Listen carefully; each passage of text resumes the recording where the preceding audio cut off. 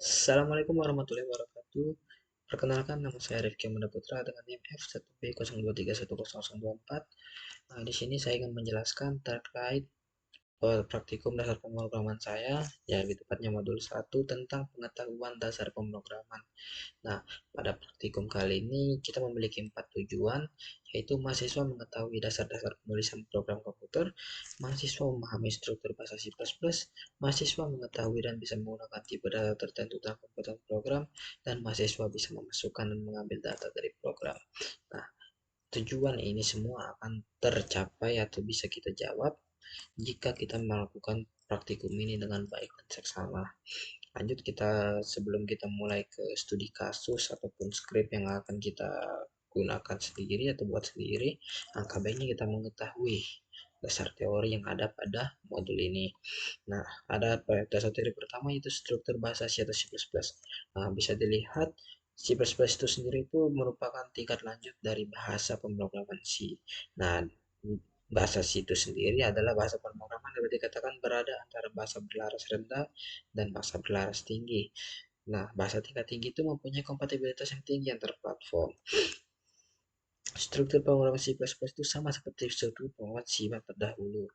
Nah, terdiri dari jumlah blok fungsi. Setiap fungsi terdiri dari satu atau dua pernyataan yang melaksanakan tugas tertentu. Nah, bisa dilihat ini salah satu script yang paling simple dalam C++.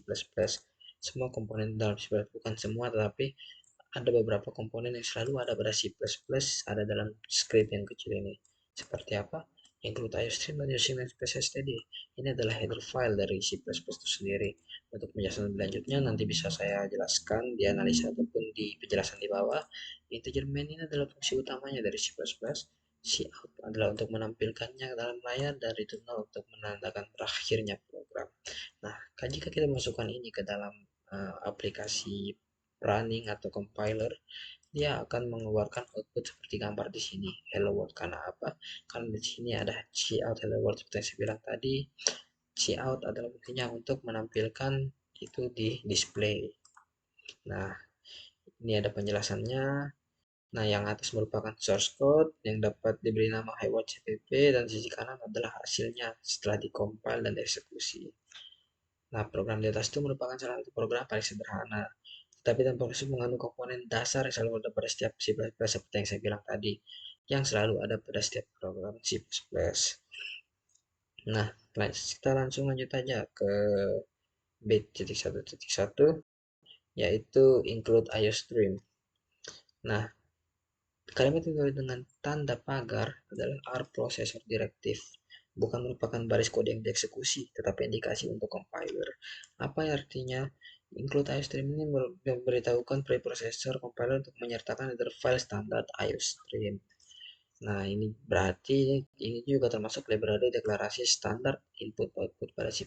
Jadi bisa dikatakan include IOStream adalah untuk input-output dari C++ itu sendiri. File ini juga disertakan karena fungsinya akan digunakan nanti dalam program. Nah, lanjut ke integer main yang kedua. Nah, seperti yang saya bilang tadi, integer main adalah fungsi utama dalam C++. Baris ini dicocokkan pada awal deklarasi fungsi main, merupakan titik awal di mana seluruh program C++ akan dieksekusi. Nah, jadi ini bakal dieksekusi pertama kali integer main ini pada program C++. Diletakkan di awal, di tengah, atau di akhir program itu tidak masalah karena dia akan dieksekusi pertama kali. Tetap tentu saja sidang fungsi main akan dieksekusi pertama kali. Nah, pada dasarnya seluruh C++ memiliki fungsi main. Main diikuti oleh sepasang tanda kurung karena merupakan dapat berisi argumen di dalamnya. Nah, jadi untuk mendeklarasi formalnya di antara kurung kurawal. Jadi setelah menulis integer main, nanti kita buka kurung kurawal dan menutup dengan akhir dengan kurung kurawal. Cout hello world. Nah, hal yang paling penting tentang program standar output stream dalam C++ yang saya bilang tadi untuk menampilkan di dalam display cout hello world. Cout aja hello world ini yang kita tulis ini adalah yang akan ditampilkan ke dalam program. Biasanya diapit dengan tanda petik. Nah, setiap kalimat diakhiri dengan tanda semikolon, tanda titik koma, tandakan akhir dari instruksi dan pada setiap akhir instruksi pada program C++. Nah, ada pun return null. Nah, return tuh menyebabkan fungsi main berakhir dan memberikan kode yang mengikuti instruksi tersebut. Berarti menandakan program telah berhasil sukses dijalankan dan program berakhir. Nah, contoh nih kayak tadi shout hello world itu nol ini sudah bisa dituliskan juga satu baris dan kartu yang sama dengan program-program sebelumnya. Nah, bisa ditulis seperti ini juga, bisa ditulis di bawah maupun di samping, tidak ada masalah sama sekali. Itu tidak akan ada bedanya. Dan selanjutnya ada komentar.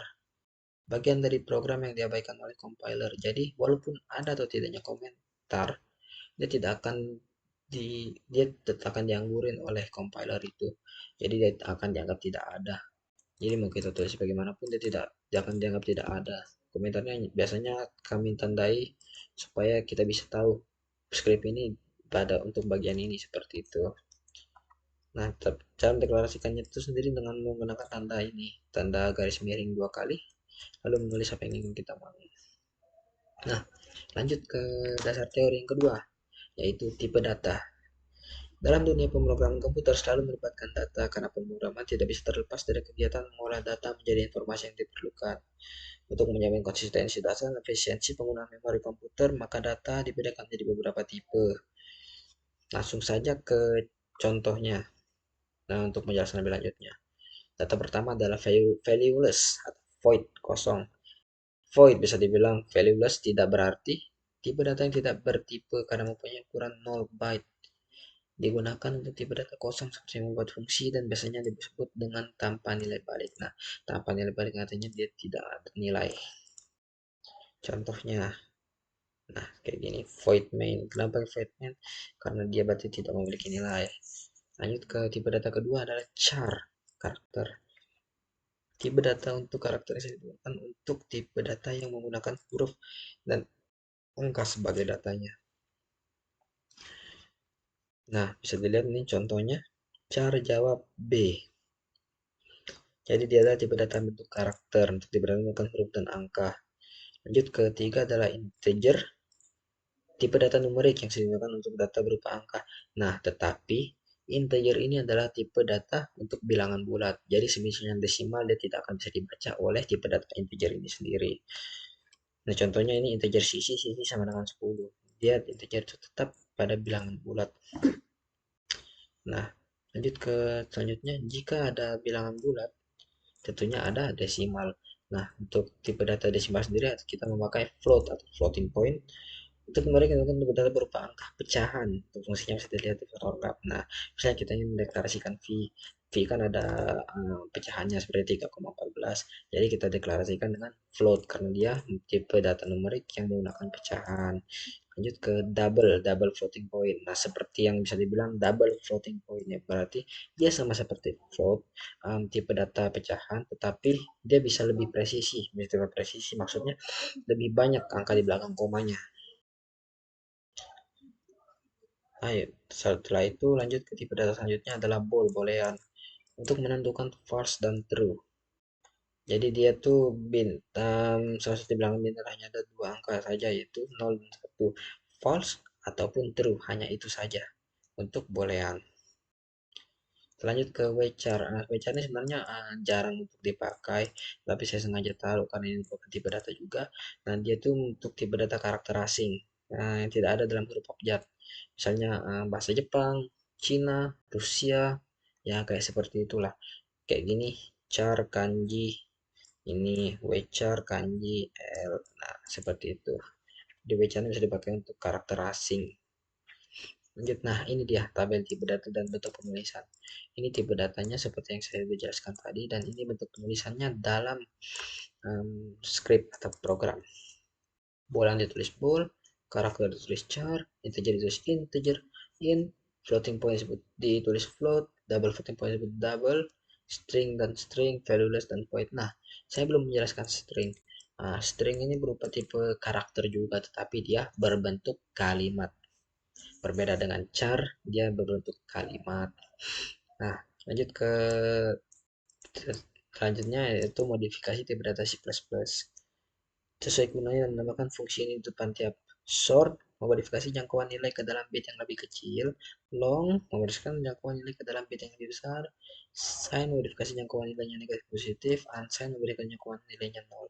Seperti dengan penjelasannya ya, jadi kita bisa menggunakan ini untuk memodifikasi tipe data C++ juga sesuai dengan yang kita inginkan. Lanjut ke dasar teori selanjutnya, yaitu struktur flowchart. Flowchart adalah suatu bagian dalam simbol-simbol tertentu yang menggambarkan urutan proses secara mendetail dan hubungan antara satu proses instruksi. Nah, flowchart sendiri artinya diagram air, diagram arus. Jadi dia nih bisa dibilang fungsinya itu untuk mempermudah pembaca agar mereka tahu alur dari program tersebut. Itu fungsi utama flowchart. Penjabaran urutan proses yang dilakukan program akan kita rancang dalam bentuk diagram. Nah, jadi dia akan mempermudah pembacanya agar dia tahu alur dari program itu sendiri. Setiap penanda program punya simbol dalam flowchart atau bagian alur. Nah, jadi penanda itu ada algoritmanya bisa dibilang dan dia berbeda-beda. Terdiri dari 5 jenis, masing-masing jenis memiliki karakteristik penggunaannya. Flowchart dokumen, paperwork flowchart berfungsi untuk menelusuri alur form dari satu bagian ke bagian yang lain, seperti yang bisa dibaca, termasuk bagaimana program diproses, dicatat, dan disimpan. Flowchart program menggambarkan secara rinci prosedur dari proses program. Dari macam flowchart logika program, program logic flowchart, dan flowchart program komputer terperinci. Ketiga ada flowchart proses, cara penggambaran rekayasa industrial dengan cara merinci dan menganalisis langkah-langkah selanjutnya dalam suatu prosedur atau sistem. Selanjutnya ada flowchart system. Flowchart yang menampilkan tahapan atau proses kerja yang sedang berlangsung dalam sistem secara menyeluruh. Nah, ini dia ada simbol dan arti dari flowchart itu sendiri. Nah, jika simbolnya jenjang, dia artinya mempresentasikan input data atau output data yang diproses untuk informasi. Jadi jika program kita menampilkan input dan output, dia bisa memakai simbol jenjang. Simbol proses yaitu persegi, persentase operasi. Jadi misalnya kita mendeklarasikan rumus atau apapun, kita bisa memakai simbol proses.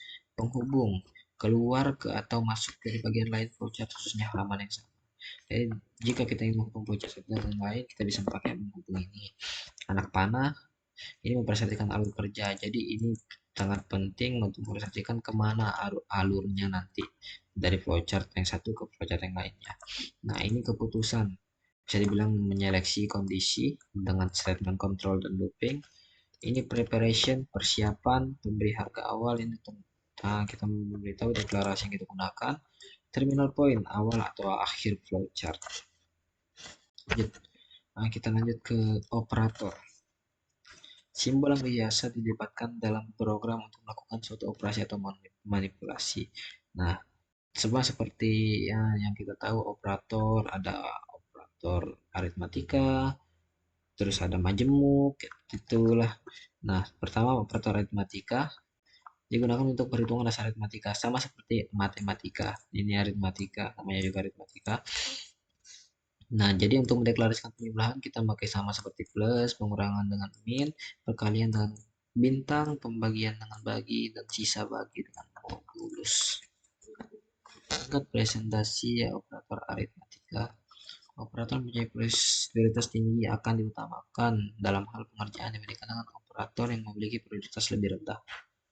Nah, bisa dibilang jadi lebih tinggi, misalnya ini tuh yang ini bakal dilaksanakan dulu daripada ini, dan yang ini bakal dilaksanakan daripada yang ini. Itu tingkat presentasi operator aritmatika. Operator increment dan decrement. Nah, increment dan decrement ini untuk menambah atau menurunkan angka yang sudah dideklarasikan. Nah, digunakan untuk menaikkan nilai suatu variabel sebesar 1. Nah, kayak gini. Nah, misalnya X sama dengan X plus 1, Y sama dengan Y min 1. Ini untuk mendeklarasikan increment dan decrement. Jadi bisa ditulis seperti ini. Apa sih bedanya plus plus X dan X plus plus? Jadi plus plus plus plus X ini dia angkanya bakal diinkrementkan dulu. Jadi kalau X plus plus ini angkanya akan tampilkan baru diinkrementkan, ya seperti itu. Nah, lanjut ke operator majemuk. Menyediakan operator membedakan penulisan operasi assignment. Nah, seperti ini. Jadi misalnya X sama dengan X plus 2 bisa ditulis jadi X plus sama dengan 2. Y sama dengan Y kali 4, Y kali sama dengan 4. Jadi dia mempermudah penulisan biar lebih cepat dan singkat. Lanjut ada operator relasional membandingkan dua buah nilai. Nah, seperti ini. Misalnya kalau sama dengan kita dapat mendeklarasikan dengan ini, tidak sama dengan tanda seru sama dengan lebih besar ya sama seperti kita biasanya lebih besar atau lebih kecil sama dengan lebih besar sama dengan bisa dengan sama. Nah, ini ya inilah contohnya seperti ini. Nilai 1 3 aku lebih dari 2, nilai 2 sama dengan 15 sama dengan 6. Nah, jadi bakal keluar. Nah, oke.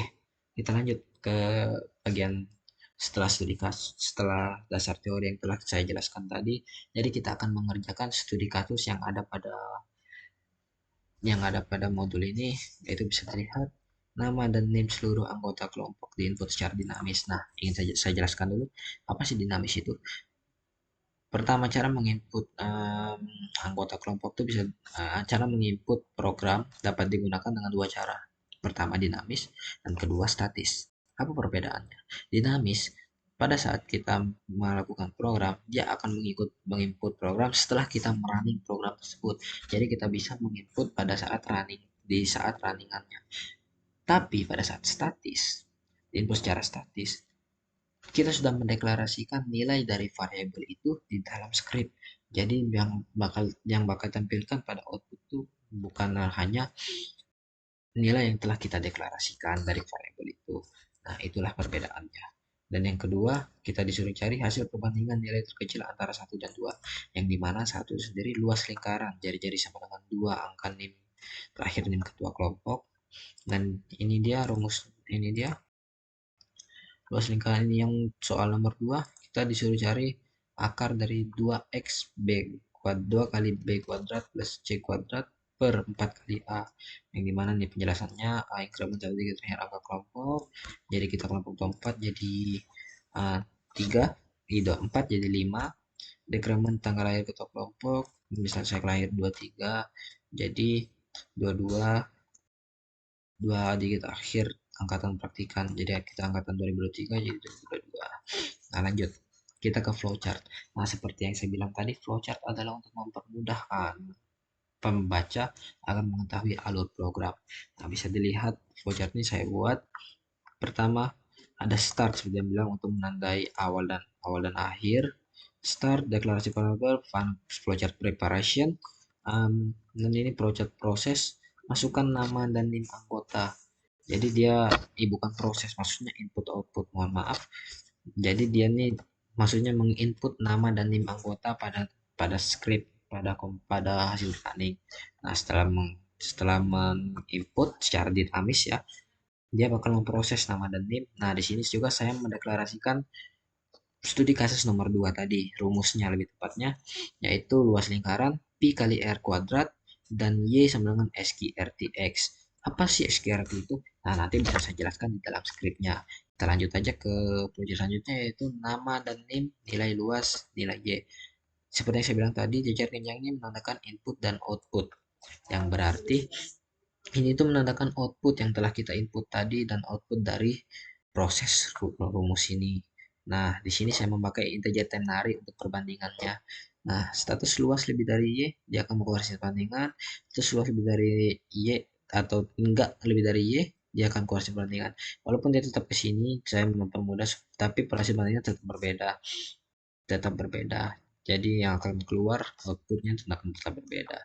Nah, terakhir kita end, berarti berakhir. Oke, lanjut kita ke script ya. Nah, seperti yang sudah saya jelaskan tadi, script yang saya gunakan studi kasus tadi. Include stream sudah saya jelaskan tadi, header file menerkan input output C++, standar input output C++. Nah, ini yang baru, include math.h. Nah, include math.h ini sendiri adalah header file yang bisa membuat kita dapat mengakses library dari operator matematika apapun itu, maupun akar, perpangkatan, kita bisa mengakses dengan cara memanggil library dari include math.h. Nah, using namespace std. Nah, ini tuh bisa dibilang, oh atau kita langsung saja ke analisa biar lebih cepat, biar ini bisa kita jelaskan di analisa. Nah, ini skripnya bisa dilihat. Skripnya di sini bisa dilihat. Jika skripnya seperti ini, maka hasil runningnya akan seperti ini. Nah, saya menginput nama teman-teman anggota kelompok saya. Setelah di atas, jadi hasil outputnya seperti ini. Output setelah menginput. Nah, ini output dari nomor 2. Luas lingkaran dengan R24 sama dengan 1508,64. Kenapa 24? Karena saya lahir pada tanggal ini. Luas lingkaran tadi seperti yang sudah dianu ya, dari soal. Hasil dari rumus Y sudah dapat, hasil perbandingannya. Nah, bisa dibilang ini ya, luas lingkaran lebih besar dari Y. Karena apa? 1508,64 lebih besar daripada 8,891. Benar dong. Jadi yang bakal keluar ada hasil perbandingan seperti ini. Oke, kita lanjut ke analisa untuk menjelaskan skrip tadi yang terpotong. Mohon maaf sebelumnya. Kita lanjut ke analisa. Nah, seperti yang saya bilang tadi. File ini keempat ini merupakan file header, tetapi fungsinya berbeda tentu saja. Um, Include IOStream. Dia ini untuk memanggil standar input output dalam C++ seperti yang saya bilang. Nah, include method.honey untuk memanggil operator matematika. Nah, dua perintah berkesan digunakan dalam bahasa C++ untuk memasukkan header file math yang ke dalam program. Maaf, jadi kita bisa mengakses library dari operator matematika, baik perpangkatan, terus akar, kita bisa mengakses ke dalam script yang dari awalnya tidak bisa karena kita tidak panggil library-nya. Jadi sekarang bisa jika kita mendeklarasikan ini. Yang ketiga, using namespace std. Nah, using namespace std itu sendiri kita bisa mengakses library std seperti chain, cout, dan inline. Jadi, jika kita tidak mendeklarasikan ini pada awal program, saat kita ingin memanggil cin, cout, atau inline, kita harus mendeklarasikan terlebih dahulu. Contohnya std, terus baru cout, cin gitu.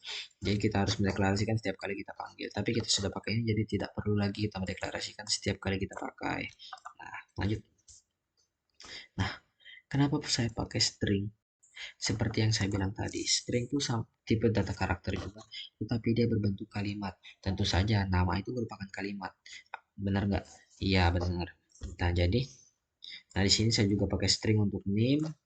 Nah, dia juga kalimat dan status. Status ini untuk hasil perbandingan nanti, hasil perbandingan pada di kasus kedua. Nah, saya mendeklarasikan jari-jari adalah 24 menggunakan integer karena integer merupakan tipe data bilangan bulat. Nah, saya mendeklarasikan P dengan float karena float merupakan tipe data pecahan. Nah, saya menggunakan float, mendeklarasikan float luas lagi untuk P-nya. Kenapa saya pakai float? Karena takutnya hasilnya nanti akan berbentuk pecahan, makanya saya memakai float. Yaitu rumus luas lingkaran itu sendiri adalah V kali R kali R. Nah, di sini saya mendeklarasikan integer A sama dengan 4. Nah, A diinkrementkan. Kenapa tadi? Kan sesuai dengan soal dari studi kasus itu kan. Ya, akhir dari kelompok diinkrementkan katanya. Berarti kelompok saya 24 jadi 4, saya inkrementkan jadi 5. Integer B 24, tanggal lahir saya inkrementkan jadi 23. Itulah. Nah, ini dia dari studi dari meth.h include meth.h. POW apa sih POW nih? POW ini berarti dia perpangkatan B,2 yaitu B kuadrat, C,2 C kuadrat seperti itu. Nah, SQRT ini adalah akar. Jadi untuk mendeklarasikan akar pada script kita memakai SQRT. Float Z saya deklarasikan untuk perbandingan nanti.